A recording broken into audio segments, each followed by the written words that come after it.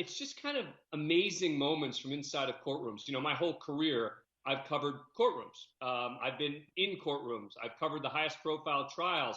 And this is just sort of selecting the most kind of amazing moments, everything from the most shocking to the most inspirational. And it takes those moments, provides context around what was happening, why was it happening, and then adds some interviews with some of the people who were involved there. I think anyone who thinks that what happens in courtrooms is boring will be disabused of that notion after watching Court Cam.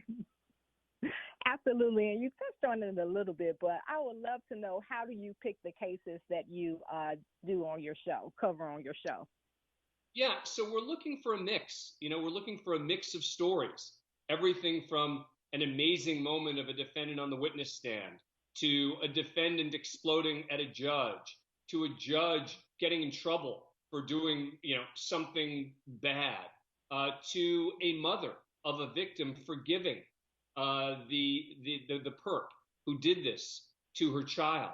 So it's a mix, and it's very important to us to find a balance of the types of stories that we do. We're always very focused on that in terms of choosing which stories end up on Court Cam.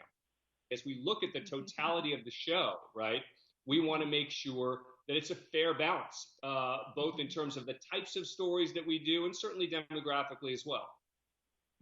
Absolutely. And when you talk about the court TV, and as you mentioned, if you think that court is boring, it's certainly not that anymore. But there's still a lot of research and knowledge and writing and the behind the scenes work that you have to put in it to keep it that authentic.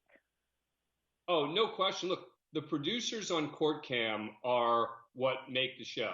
I mean, they're the ones who are picking the clips. I mean, yeah, I look at every clip, I review every one before it goes on the air. I'm involved in the writing process, but they're the ones who are out there finding the clips, doing the initial drafts of the stories, etc. So, Paul Tonelli and the team who have really created the show are really the bedrock of the program.